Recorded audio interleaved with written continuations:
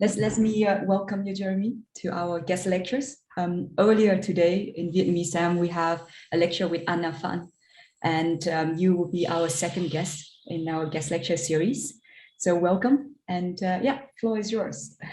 Thanks. So first of all, I would like to thank you, the organizers, and most especially Van for inviting me. It's always a pleasure to present the company and more specifically the technology. So maybe I can introduce myself first. So I'm Jérémie Guillaud. I studied in Paris with Van many years ago, I think in 2011, so 10 years ago. And then so I stayed in Paris. I did an engineering school, then turned into physics again. So my background is more mathematics, but then I turned into theoretical physics again. And I did my PhD in quantum information theory and more specifically applied to a circuit quantum electrodynamics system, bosonic codes, and fault tolerance. How to build fault tolerant system for large scale quantum computation. So the team in which I did my PhD is half experimentalists and half theory people. And so during my PhD, I met a few other PhD guys who were experimentalists who started building a CAD qubit. And during our PhDs, we decided, towards the end of our PhDs, we decided to launch a company to actually take this elegant theoretical physics approach to industry. So really, the rationale for us was to be able to, have access to more funds and to go to the private sector to be able to just accelerate the development of this technology. So today, the goal of my talk is to give you. It's really a scientific talk, and it's meant to give you a technological dive into our technology. So. I must warn you, I don't know exactly what's the background of the students here today, but I reckon this talk will be a bit technical, not too much, I hope. The idea is really to give you a taste of why we're trying to build these systems, why we think this specific architecture is a viable path towards large-scale quantum computation. And I will try to give you a taste of where are the difficult points that we need to demonstrate experimentally. What's really limiting in this approach, and how we try to tackle these things. So it's mostly theory. Okay, so with that said, I can play this animation again and try to explain it a bit. So the goal of the talk is basically that you understand this animation. So what you see is a repetition CAD code.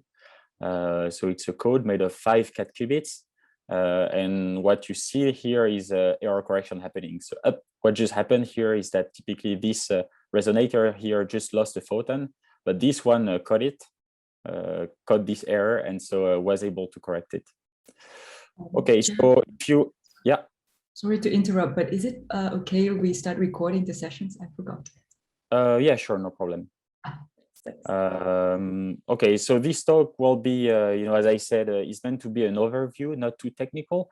If some of you like it very much and want to learn more, I encourage you to check these 2 articles here that I co-authored with my PhD supervisor, and basically that correspond to the material I will be presenting today.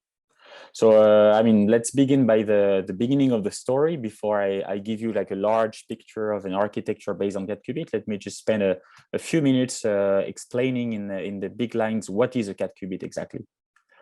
So you may be familiar with the block sphere representation of a qubit. So I did the exercise here for the CAD qubit.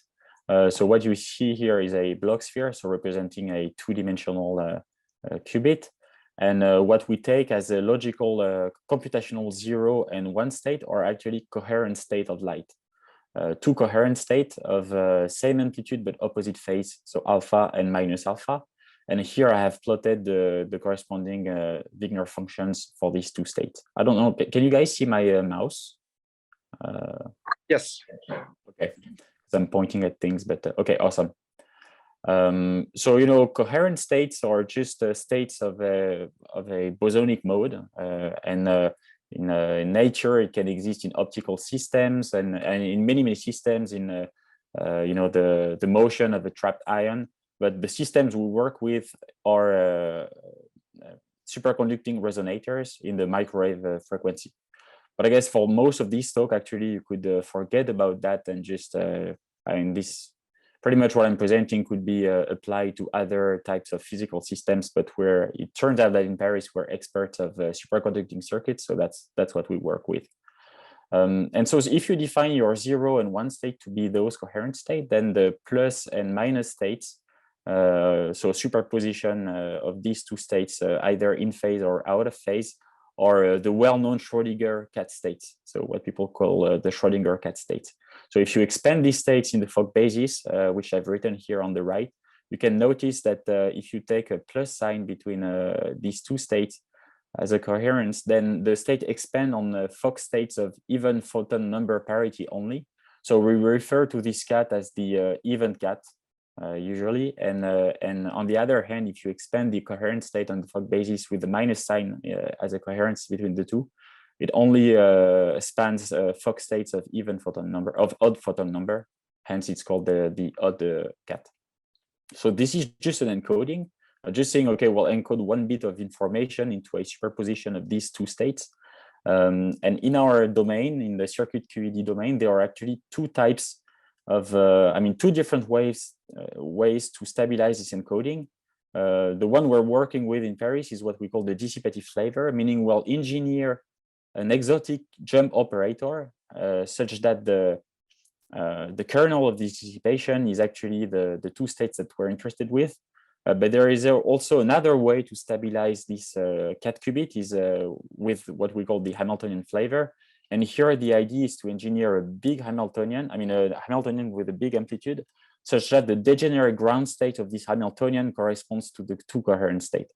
So typically this is the approach pursued by our colleagues at Yale University, for example. So I will not really talk about this type of confinement mechanism, but I will focus here in this talk on what we work with, and which is really this dissipative implementation of the cat qubit. Excuse me to jump in, Jérémie. Yeah. So your advisor is Mirahimi, I guess. Yeah, Maja Mirahimi. Okay, just to clarify okay, thank you very much. Yeah, so I could have said a bit more word about the way our company is organized. So Maziar is not my supervisor anymore. I've finished my PhD a year and a half ago, but typically he's the inventor of the cat qubit. So the company builds on his academic work that he's been doing for a few years, and he's now in the scientific board of the company, right, along with all of the other scientists based in Paris that actually invented the cat qubit.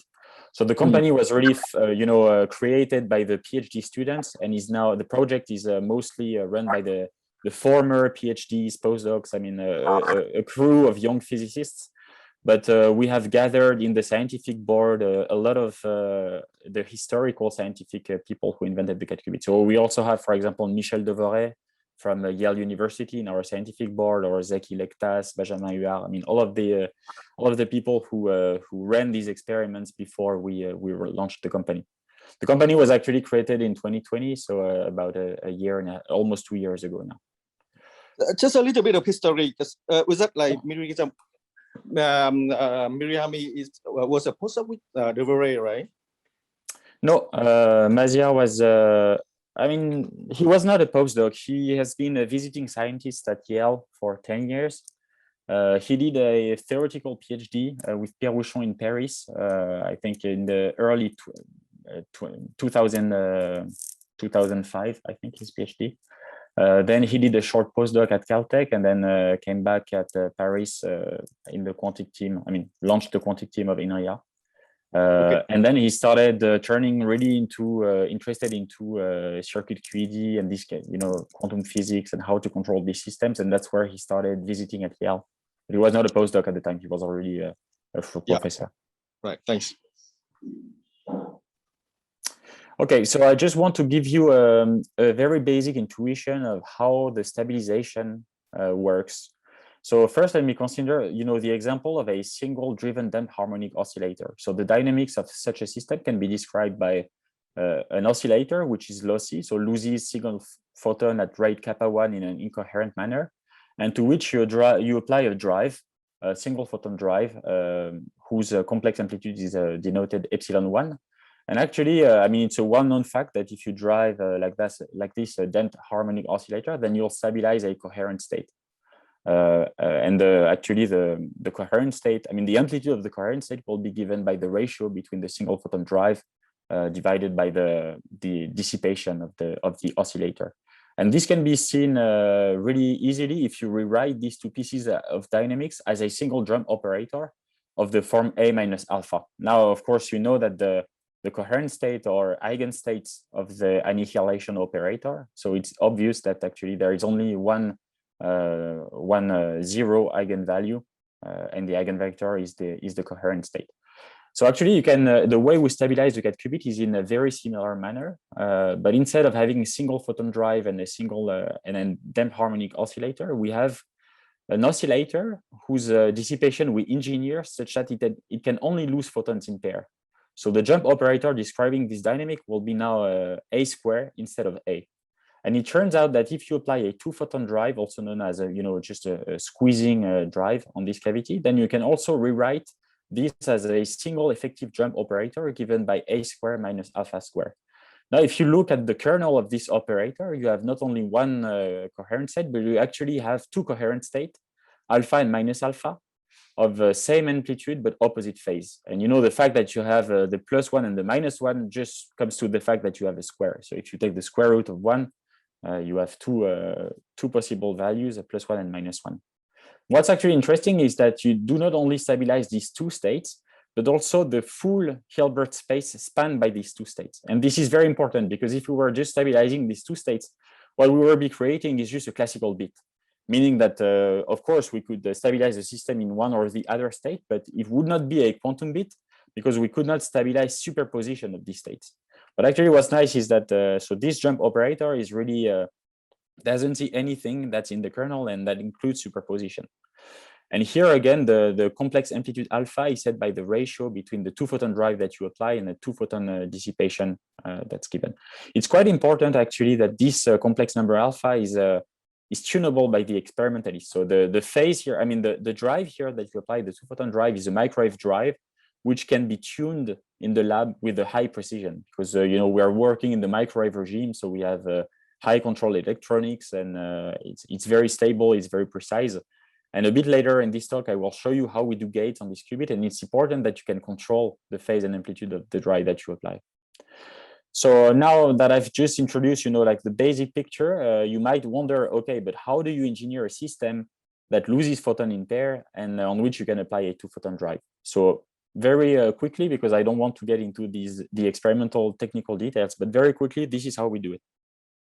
First, you have to engineer a 2-photon exchange Hamiltonian with a dump mode. So the idea is here, I've put a circuit in which you can see two modes. So the mode A is a long-lived mode that will host the cat qubit, and we use an additional mode D, which is very lossy.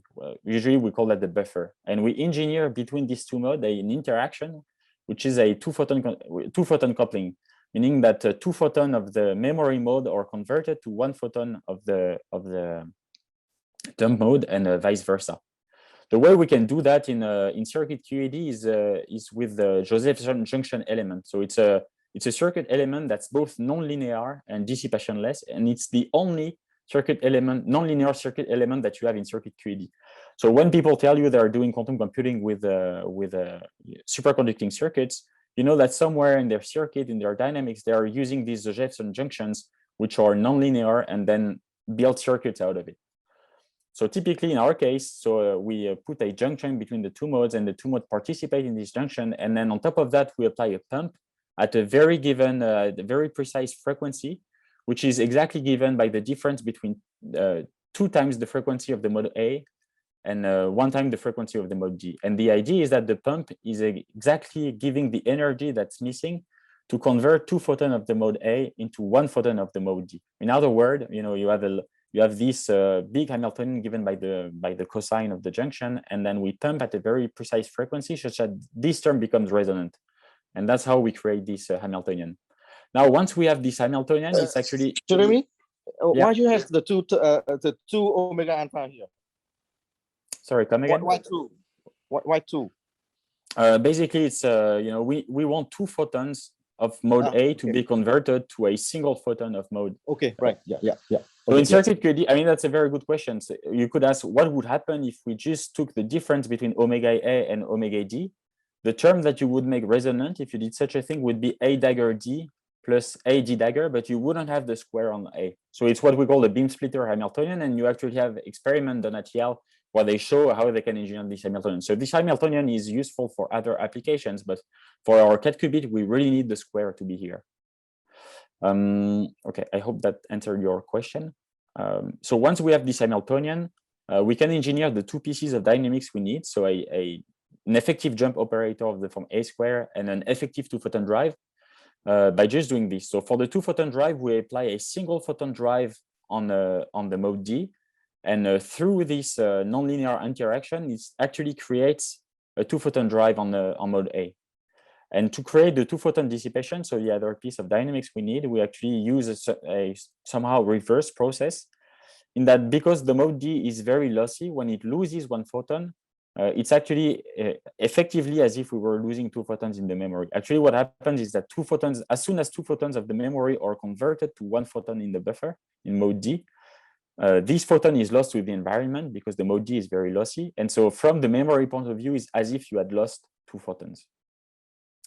Okay, so this was a theory proposal made actually in 2013 and implemented for the first time in the lab in this science paper in 2015 by Zaki Lektas, who was at the time postdoc in Michel Devoret's group and who is now a full professor in Paris and also one of our advisors. So I will skip the details of, so what you see here, the picture is actually exactly the precise nonlinear device that we're using. It's not just one single Josephson junction, but it's a device called an ATS where we have two junctions shunted by an inductance. So this inductance in our case is an array of Josephson junctions. And then we can tune this device by tuning the flux we apply in the two loops here. But I mean, so all of this is really experimental details. What you should, I mean, the take-home message of this slide is really that if you can engineer these two photon converting Hamiltonians between two modes, then that's enough to implement the dynamics you need to stabilize a cat qubit in mode A. So now the next question you may ask yourself is, okay, you showed us the encoding and you showed us how you can stabilize this encoding in your system, but what is it used for? I mean, it seems pretty complicated to engineer a qubit in such a manner when people know from many years how, I mean, many years, perhaps 15 years in circuit QED, how to engineer simpler qubits. So now I really want to give you an idea of why this qubit is interesting. What is the specific aspect that makes it interesting? So the answer is actually the noise of this qubit. So the structure of the noise of this qubit is very interesting for large-scale computation. So let me explain why. If you plot the 0 and 1 computational states in phase space, basically recall that they are coherent states. So it's just given by a Gaussian. And now, if you plot both 0 and 1 in the phase space, you'll see that they're, this is plus alpha, this is minus alpha, so the origin is in the middle. And what's important is that when you increase the number of photons in this state, well, they get further and further away in phase space. Typically, the distance that's separating the two states is proportional to the square root of the mean number of photons. So if your cat state, you increase from 3 photons to 9 photons, you see that these states go further away in the phase space. And this is interesting because actually, if you model the typical errors that we have in our system, so all of the source of decoherence that we don't have access to, that are just there because the system is lossy, this can be modeled in the phase space as some kind of local diffusion. So what I mean by that is that if you stabilize the 0 state and you have some errors, then typically this state will start to diffuse locally in the phase space. But if these two states are very far away in phase space, the probability that an incoherent process causes a jump from the 0 to 1 state becomes exponentially small in the number of photons that you put in the system.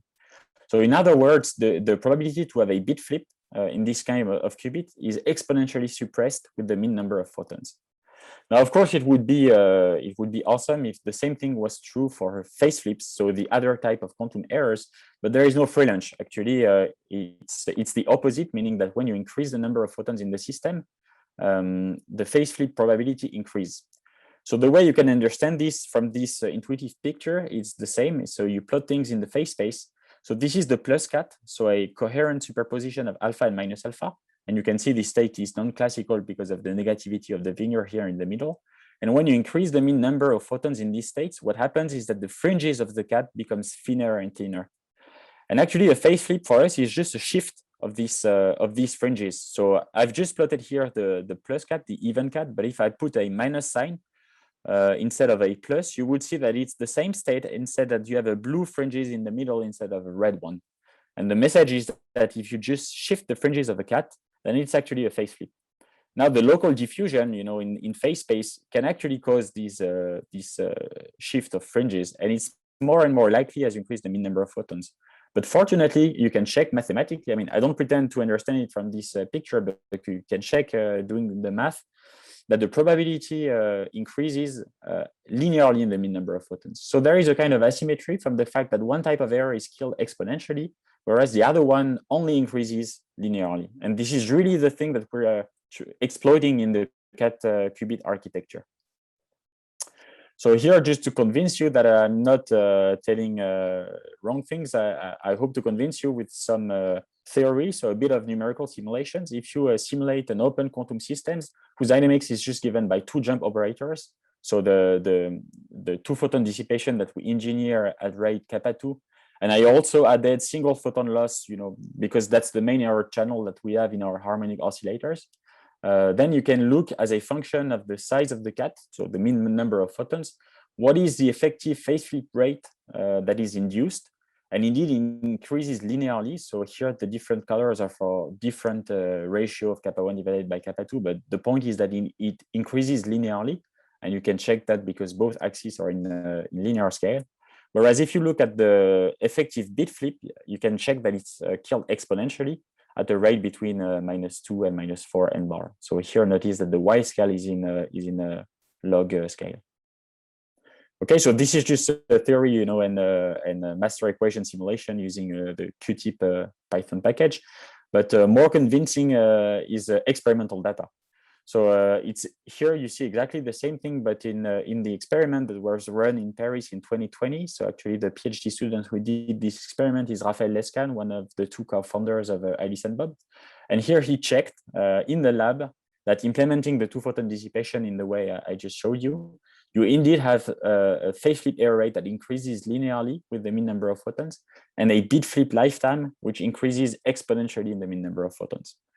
So if you just run a theory, you would see this curve here go indefinitely up in an exponential manner. But of course, this is experimental data.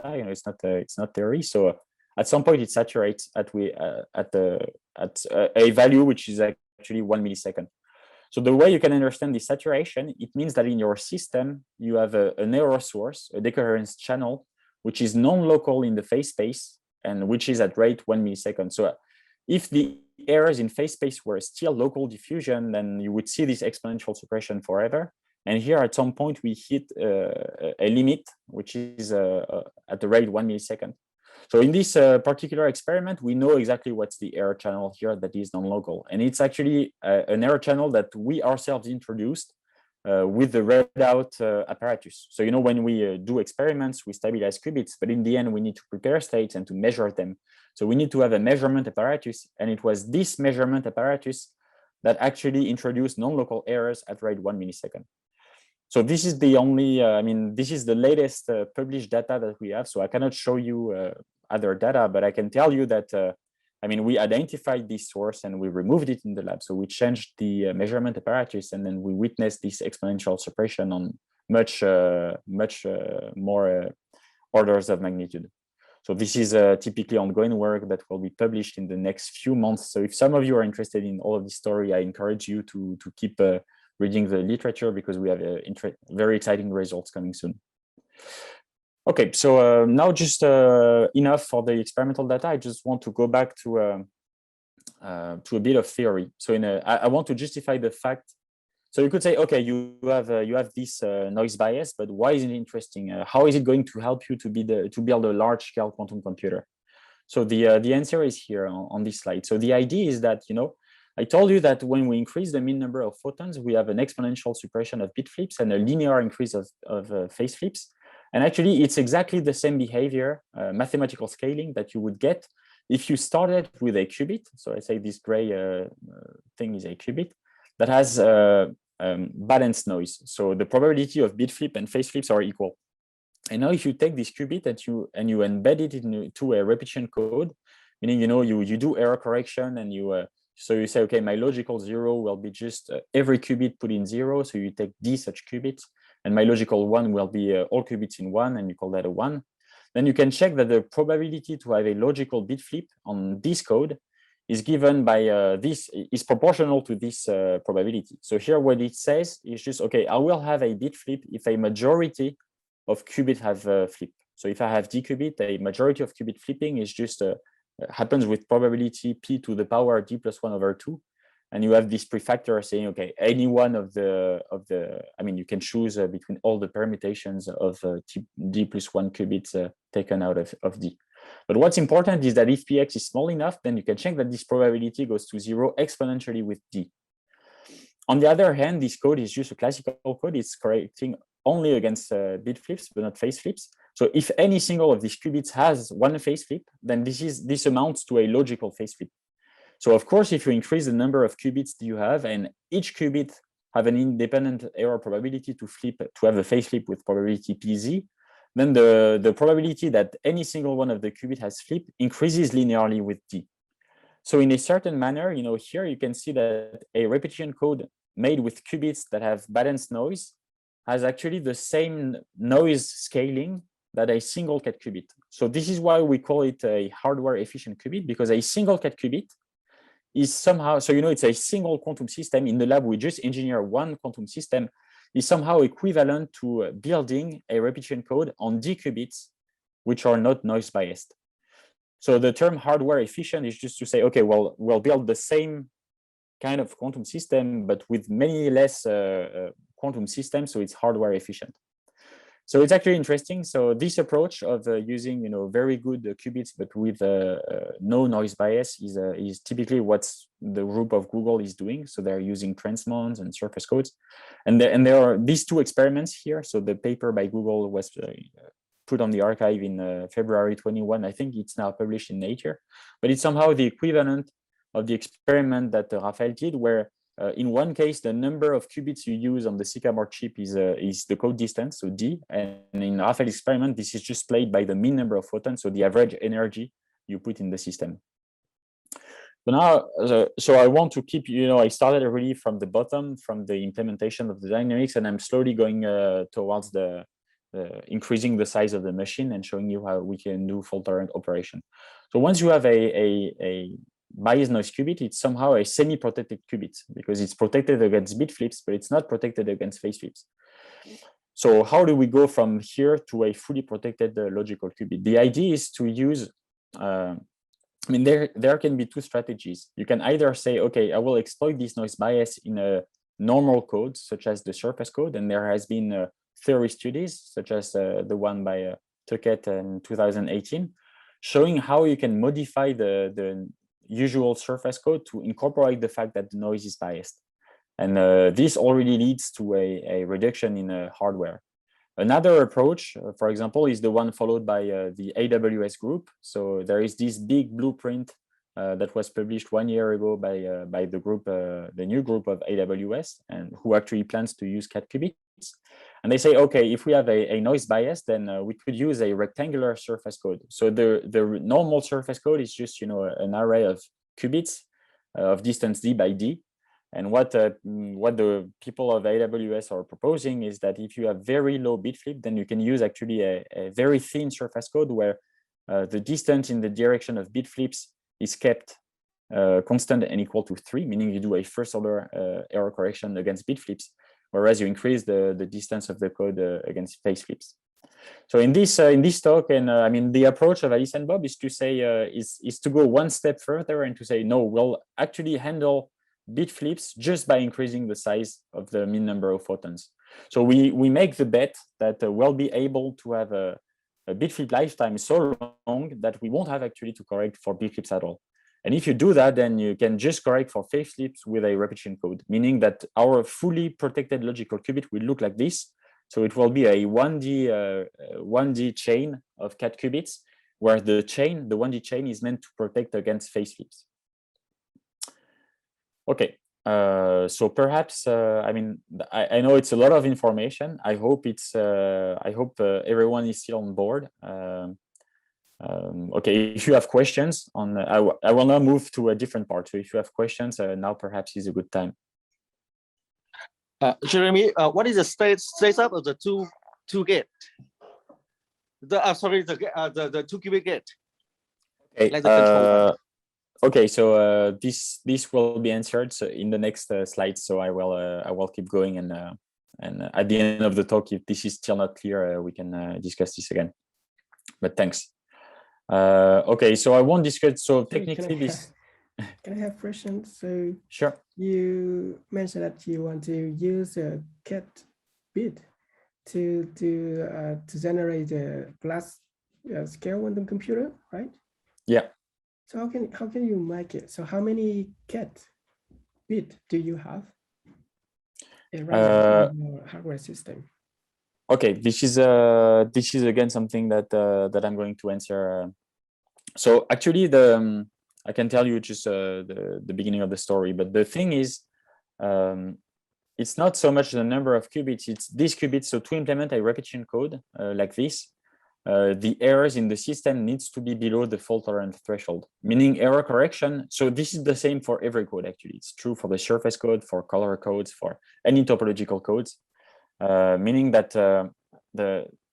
the fact of adding more and more quantum systems to correct for errors works only if the noise of each physical system is already sufficiently low. You can understand this very qualitatively by saying, it's just the more quantum systems you add, the more error channels you're adding, actually, because each additional qubit comes with its own decoherence. And the idea of error correction is really to delocalize the logical information over the whole system, such that the errors of the system that are typically local cannot probe the logical states. But this can only work if the quality of the hardware is already good enough. And actually, so far, no group has been able to demonstrate error correction below the threshold. So below the threshold means demonstrating a system which, when you scale it, when you increase the number of qubits, has logical error rates which become lower and lower. People are very close. Like typically the experiment of Google I was mentioning and the paper I was citing was very close on Sycamore to achieve to achieve a quality of hardware good enough to implement error correction. But in their error budget, they showed that they still had something like 20% too much errors. So in our case at ICMM, the current milestone that we're also working on is actually implementing this repetition cat qubit. So demonstrating that we have a system in which when we add cat qubits, it becomes better and better. Mm-hmm. And so what is the threshold? The threshold is so for us, it's really measured by, it can be quantified by the ratio between the two photon dissipation that we're engineering and the typical rates of errors that we have, such as the single photon loss at rate kappa 1. And so at the end of this talk, if I manage to get there, I will show you how we can estimate it and show you that typically the threshold in our case is that the stabilizing dissipation needs to be 200 times faster than the single photon loss. And in the best state-of-the-art experiment that was done at Yale 3 years ago, the ratio between the two was 100, and we need to be 200. So we were a factor 2 away from the threshold. So yeah, so I guess you're all anticipating what's coming next. So I will try to move forward a bit and hopefully this will become clear. Okay, so this slide is not very important, so let me just keep it. Okay, so now again moving towards the top of the machine, I want to describe a bit the scheme for universal quantum computation. So so far I've only talked about we're stabilizing a qubit. And this qubit needs to be fully protected. So we do this repetition code, blah, blah, blah. And so basically what I've just explained is how to make a good quantum memory. So I've shown you, how can we have a system that is good for storing quantum information? But this is not just the story. If you want to build a quantum computer, you need both to have qubits with very long decoherence times, And then you need to be able to manipulate the quantum information. You need to be able to perform gates. And typically you need these gates to be fast with respect to the decoherence of your system. So that's why you need long quantum memories. But when we mean long, what do we mean? We mean long with respect to the typical gate time that we have. So I've shown you that, in our case, we have this two-level structure. So first we engineer a single cat qubit, very well protected against bit flips. And then we build a 1D repetition code of such cat qubits that is both protected against bit flips and phase flips. So now I want to show you how we can perform gates on these cat qubits. And the main interest of my PhD was, okay, and can we perform a universal set of gates on these qubits? Meaning, will we have a fault-tolerant universal quantum computer? So by that, I mean, there are some machines and some computational models in which you can only run certain types of quantum algorithm, but a universal quantum computer can actually has a set of gates on which you can compile any algorithm. Okay, so what you see in these two boxes is the following. So in the gray box on the left-hand side, you see all of the native quantum operations that we can perform at the physical level. So typically, for example, we can perform an X rotation on a cat qubit, or we can perform a control node gate, so a 2-qubit entangling gate between 2 cat qubits. And all of these operations, very importantly, have to be what we call bias preserving. By bias preserving, I mean that what was very important in the structure of the cat qubit is the structure of the noise, the fact that the bit flips are exponentially suppressed with the mean number of photons. Now, when you come and you perform operations on your cat qubit, you want absolutely to preserve this noise structure. By that, I mean that when you come and you actually manipulate the information, whatever physical process you implement to manipulate the quantum information must not introduce bit flips at a rate which is not exponentially suppressed. And the reason for that is that the outer code, so the repetition code that we use, does not protect against bit flips. So if when you do operations, you introduce bit flips, you are ruining the whole protection and you end up with basically your whole computation is ruined.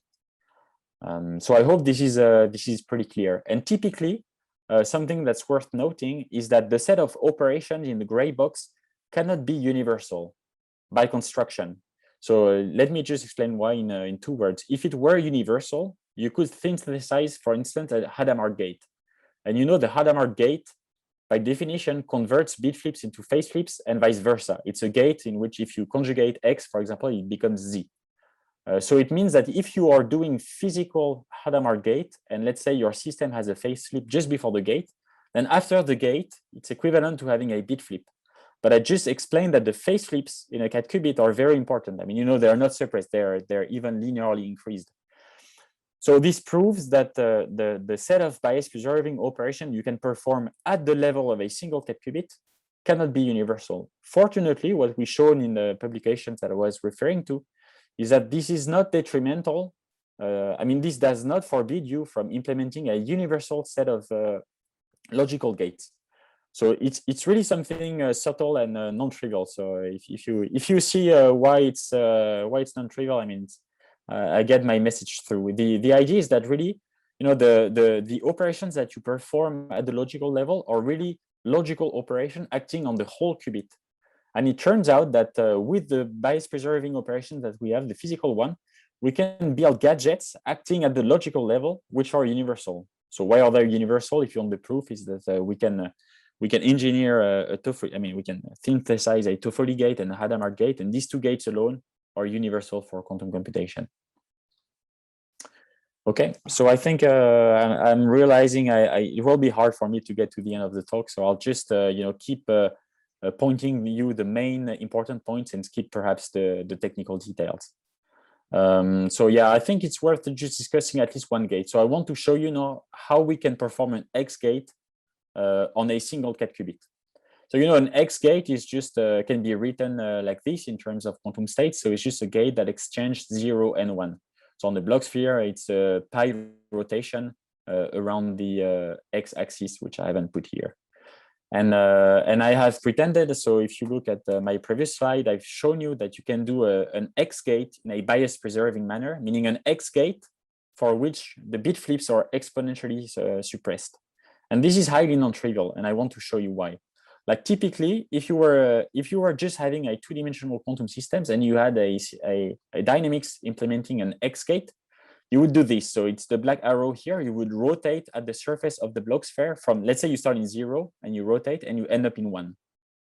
But doing this, you have to go through the equator. So you have to go through, let's say, the plus state, so the superposition of 0 and 1.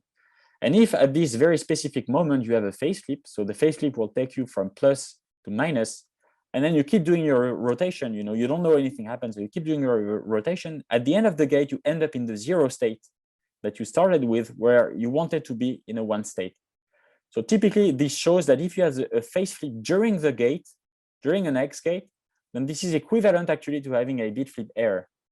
So now for cat qubits, I told you that the phase flips were important and bit flips were exponentially suppressed, but you could see that, okay, but if I perform an X gate, then I'm reintroducing bit flip errors at the same rate as phase flips. And this is ruining the whole architecture. Actually, the way we still manage to do this is by exploiting the fact that the cat qubit is a two-dimensional Hilbert space living in an infinite dimensional Hilbert space. So, we just start with the harmonic oscillator, which is mathematically speaking an infinite dimensional system, and we stabilize just two directions in this Hilbert space, and we call that a qubit. But actually, for certain gates, to do certain gates in a bias-preserving manner, we exploit the fact that we're living in an infinite dimensional Hilbert space. So from a very pictorial way of things, you can think of it as this. The way we do the X gate is actually getting out of the code space. So, and the reason why we can go out of the Bloch sphere is really because we have an extra degree of freedom, and it's the fact that we live in a bigger space. And at the end of the gate, we come back on the Bloch sphere, and we have really accumulated a kind of topological angle, which is precisely pi. And the way we do this process is actually bias preserving, meaning if we have phase flip error during the process, then they do not convert to bit flips. So I've just pretended that we could do this. Now let me show you how. So, to stabilize the cat qubit, I argued in the beginning that we needed to implement a jump operator of the form a square minus alpha square. And I argued that this alpha is actually set by the experimentalist it's just given by the amplitude and the phase of a microwave drive that we are ourselves putting into the system. So the idea to engineer this X rotation is to actually change the phase of the drive in this manner. So instead of having just alpha, during the time of the gate, so the time of the gate is this big T, we change smoothly the phase of the drive such that the point that is stabilized is alpha exponential IPT divided by big T. And so typically, if we look at what it does is this. So if your state is in 1, when you start activating this chain of phase, the coherent state actually rotates in the phase space and ends up in minus alpha, or vice versa. If you were in a minus alpha, it rotates, and at the end of the gate, it ends up in alpha. Or again, if you're in a superposition, so here I've taken the York cat, so the cat with an I sign. So the idea is just that you can see the fringes change here. So the blue is on top and the red is at the bottom. And when you rotate at the end of the gate, you have exchanged the colors, meaning you have flipped the phase. So, okay, it might be a bit mind-boggling, but the idea is really this one. So we continuously deform the code space, the encoding of the cat qubit, and at the end of the gate, we come back into the regular encoding, which was in minus alpha and alpha, but the state has changed offside, and this really implements an X gate. Okay, I know this is technical, but I hope you get the idea. So, I mean, the main message here, again, it's okay if you don't get the details, but the main message is that, working with these bosonic qubits, where you just stabilize 2 dimensions in an infinite dimensional space, can really give you access to non-trivial operations. So actually, in the PRX I published with Mazia, we proved a no-go theorem saying that actually, if you have a strictly 2-dimensional system, it's impossible to implement an X gate in a bias-preserving manner. And this theorem is only killed. I mean, we can only work around this no-go theorem in our system because we really exploit the fact that we have an infinite dimensional space available for operations. Okay, so here is again an experimental slide, just saying, okay, that's very easy to implement this gate by just changing the phase of the drive. I don't want to spend time on this.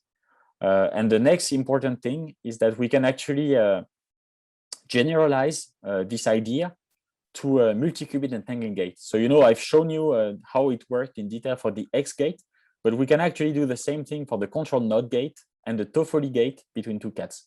So the idea is the following one: we can actually modify, the jump operator stabilizing the qubits, such that if a control qubit is in 0, the dissipation that the target qubit sees is just the normal one, not moving. And when the control qubit is in the 1 state, the dissipation that the target qubit sees is the one that implements an X gate. And actually, this is the CNOT gate. Like the CNOT gate is just applying to the control an X gate, dependent on the on the target and X gate, dependent on the control being in the 1 state. So typically it looks like this for us. It's really like a dynamics, such that when the control qubit is on the right side of the plane, the target qubit doesn't move, and when it's on the left hand side, it moves. Again, experimentally, this can be, so this starts to be difficult. So we need to have like 2 memories, each hosting 1 cat. And then we have these nonlinear elements, and we apply some pumps at well-chosen frequencies. And this engineers the Hamiltonian that we need, and that actually realize this jump operator. I'm going quite fast because I know I'm getting over time. So yeah, I can switch this. Perhaps the last thing I want to discuss before leaving is the logical error rates. So Jeremy, just a very quick question. Sure. Yeah, I know that you're over time, but it's okay. I think just a very good question. What is the gate time? Yeah, that's a good question. So typically, in our case, it's about 1 microsecond. So the gates are quite. Yeah. So to give you numbers, we work with resonators whose frequencies are in the range of 4 to 8 gigahertz. Typical operation time in our case ranges from a few hundred nanoseconds to a few microseconds. For cat qubits, it's quite slow with respect to other gates we have in superconducting qubits. So typically what people have with transmons, for example, would be typical gate operations in the range of a few tens of nanoseconds to a few hundreds of nanoseconds. But it's fine. I mean, what I really want to emphasize is the fact that, what's important is the speed of the gate with respect to the typical decoherence you have in your system. Yeah, exactly. Yeah, it's a ratio that better. It's not the exactly. So just okay, to give you then to give you an idea of how do we estimate the performance of a large-scale quantum computer, is just saying, okay, so we will run. So the circuit that you see here is a circuit for quantum error correction. So we have a repetition cat qubit where each of the 3 lines here. So this is a distance 3 repetition cat qubit. So these 3 lines here each represent 1 cat qubit. And then we repetitively measure the stabilizers of the repetition code, meaning we need, so here we have ancillas and we apply CNOT gates and you measure the ancilla. And actually the measurement that you are implementing with this small circuit here is an XX measurement on these 2 cat qubits. So it's a stabilizer of the repetition code. And then by repeating this measurement, you actually know when errors have occurred, and then you decode that and you can, so, syndrome extraction is really measuring the stabilizers, and then you decode and you can correct the errors. So if you know quantum error correction, I guess you will recognize this. If you don't, I don't have the time to explain this, but the idea is the following, is that when you want to estimate the performance of an architecture, we run what we call circuit level simulations of this circuit. So, we derive error models for each of our gates. So gates including, for example, CNOTs, state preparation, state measurement, or just idling qubits. And then we perform Monte Carlo simulations of these circuits where we put errors. I mean, we put stochastic errors. So according to our error models, we just draw random errors and we look at what happens, whether we can successfully decode or not the code. And then by averaging over a few billion trajectories, we're able to calculate the logical phase flip error rate of the code. And so on the right-hand side is what you see is the result. So the y-axis is the probability to have a logical failure. And the x-axis is, it gives you the strength of errors. So I argued that in our architecture, the relevant metric, I mean, the relevant figure of merit is the ratio between the single photon loss, which is just there due to imperfections in the system that we don't control, and the 2 photon dissipation, which is engineered and that we control. So typically we try to both engineer very high Q resonators to have kappa 1 very small, and on the same at the same time we try to engineer very strong 2 photon dissipation to make sure our cat qubit is very well stabilized. So the ratio between the two is typically the figure of merit. The state-of-the-art experiment by Steven Tuzar at Yale was a ratio of 1%. So, experimentally, this is where we stand right there. And then we can look theoretically, okay, where do we need to be? And then the different curves that you see here, I mean, the different colors are for different code distance. So typically the blue curve here is what corresponds to this circuit where the distance is equal to 3. And the distance of the code, again, is the number of qubit lines that you have. So for example, for the distance 27, I just ran this huge circuit where you have 27 lines and 26 ancillas. And so this is a big simulation. Actually, I ran the simulations on a cluster of, of my research institute. Like, this is not something you could run on a Mac. Like, this figure, to give you an idea, represents thousands of years of computational time on a single Mac, for instance. So, okay, sorry, I'm getting lost in details, but the main idea, what you see here is the error correction at work. So it's the idea that if the noise in your system is too high, then typically increasing the code distance won't work. So you see that as you increase, so in this region of the curve here, you see that as you increase the code distance, the logical phase shift becomes worse and worse. And then you have this magical, fact that's from the theory of quantum error correction, that you have a threshold.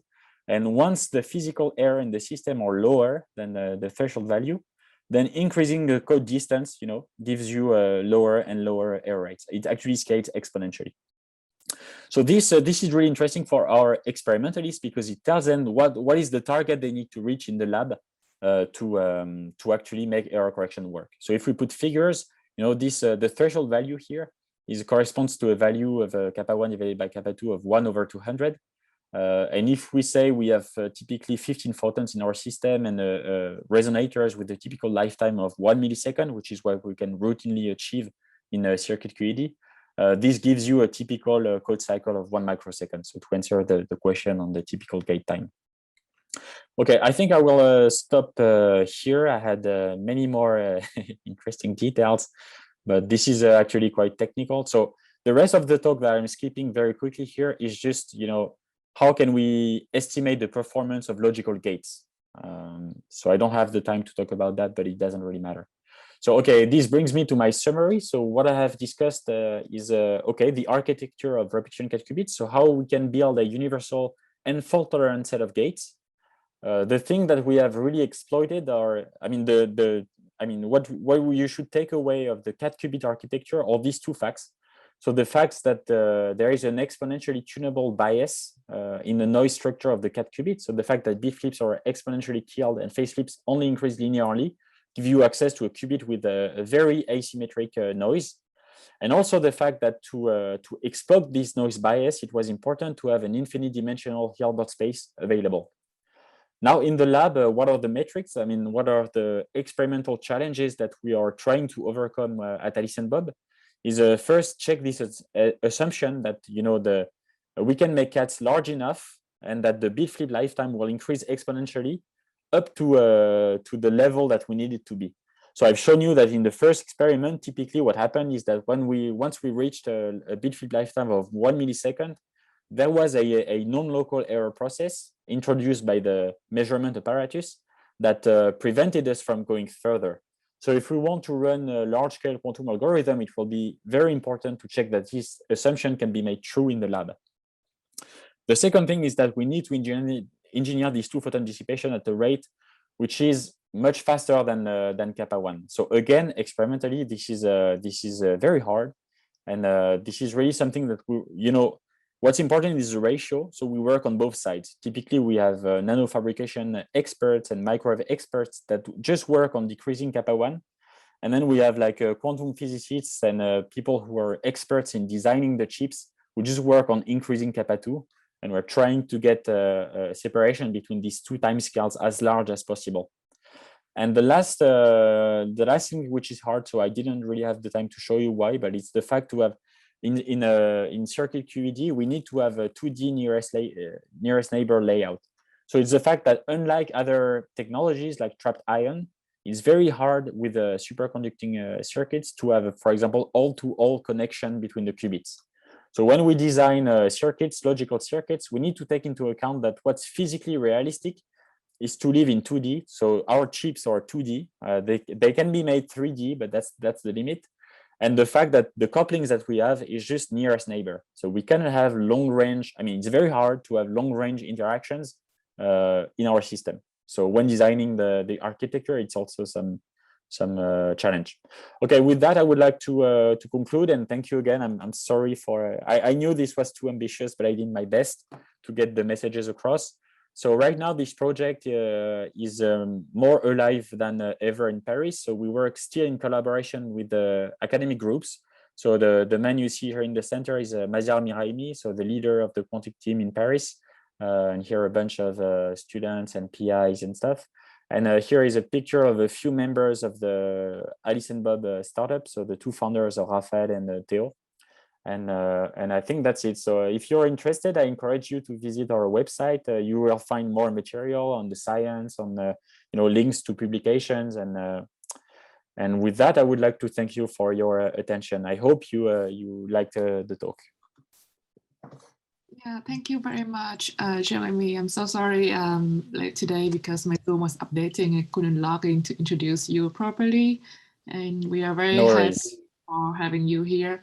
And the talk was very nice. I was super impressed by your experiment at Alice and Bob.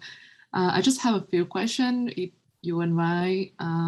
Sure. So my first question is like just experimental question. So I say that like entanglement is super important to you for your quantum error correction. So what is your entanglement fidelity? Like, did you have a chance to measure that in terms of like, just so this is not public information. So the cat qubit technology is very recent. So actually so far there has been only 3 experiments on pumped cat qubits. So first one in 2015, second one in 2018, and then the experiment by Raphael in 2020. So of course, right now in the lab at Alice and Bob, what we're really working on is this CNOT entangling gate that we need to run the repetition code. So typically, if I just go back quickly, here on this circuit diagram, you see all of the operations you need to implement quantum error correction. So preparation of the plus state and measurement of X was already demonstrated and published. But the CNOT gate is really something that we are working on and our competitors are working on. So typically by our competitors, I mean, mostly now AWS group. I mean, Amazon publishes Blueprint and it's exactly the same roadmap as we plan to pursue. So of course they're working on this gate as well. And the same for our colleagues at Yale University. So people who work with Kerr cat qubits are also trying to demonstrate this gate. So I cannot give you fidelities because it's not public information. But actually, what matters is that the fidelity of this gate is below the threshold for error correction. And if you look at these theory studies, you'll see that the threshold fidelity in terms of the threshold for the fidelity of the CNOT is 92%, meaning you can tolerate 8% of errors in the CNOT, which is actually very high by standards. Like, if you look at what people are able to do with transmons, they're able to reach, I think, 3.9 in fidelity for a 2-qubit entangling gate. This is, of course, we would be very happy to have such fidelities, but it's largely overkill with respect to what you need for error correction. Okay, thank you, Jérémie. And I have just one last question. I'm sorry for taking your time. So you say that you want to build like a universal gate state for your computer, but when you implement it, if I understand it correctly, when you implement the X gate, for example, you have to jump through the plus X state to avoid some phase flip error. So would it be a problem later if you want to dance your block sphere? You will have to pass by T state anyway. Wouldn't that be a problem, because that would introduce lots of phase flip error as well? Yeah. So the crucial point is that at the physical level, so at the operations that we will implement physically on the cat qubits, we will never go through the plus state of the block sphere. So every time we need an X gate or a control X gate, like the CNOT or the Toffoli gate, at the physical level, we'll actually avoid the center of the block sphere. Now, if you want to perform a logical X gate, sorry, these animations are freezing my screen. If you, yeah, it's going to be painful. Okay, if you just want to perform a logical X gate, so okay, it doesn't matter. You can safely go through the block sphere, the logical block sphere. You know, it's very important to distinguish between the physical cat qubits and the operations that we're performing on the physical cat qubits and the one that we're performing at the logical level. At the logical level, there is no noise bias anymore, meaning that the probability to have a logical bit phase flip and the probability to have a logical bit flip are the same, and they are very low. You know, this is a fault-tolerant qubit, so you can reach error rates of order 10 to the minus 10, let's say. Yeah, but ideally you want to reach every point of your block space. Yeah, for sure. So computer, right? No, but I mean, this is yeah, this is very important. So this is really what the message I was trying to get across with this picture is that at the logical level, you are universal. So you can get any point on the block sphere. So typically you can, at the logical level, the logical plus state is very stable because the logical phase flips are very small. You know, the logical phase flips are really the curve that I was showing of error correction. It's only at the physical level that you cannot afford to go through typically when you do an X gate, you cannot afford to go through the equatorial plane of the block sphere. Okay, I got it. Thank you. So you mean when you mean logical, is mean when you already encoded it into your... Exactly. Yeah. Into okay, the repetition code. Yeah. Now, sorry. Thanks, Jérémie. I think your company, your talk was super amazing. Was super innovating comparing to like normal superconducting companies, because you have long coherence time, low error, and also super short gate time. I think it just the main difficulty is just be the preparation of this bit, I guess. We are running a bit late in time, so I urge you, if you have a question to Jérémie, you can email me and I email Jérémie, or you can just post it into the Google Classroom. And once again, thank you very much, Jérémie, for your talk, and thank you for bringing us the very great knowledge of Alice and Bob. Please say hi to Raphael and Dale for me because they will study with me. And I wish you thank you very much for joining. I wish you an amazing day, and I will jump into the next talk of James from Quantropy, and I let Rossi introduce James. Thank you very much, Jérémie. Thanks for the invitation, and bye. Bye.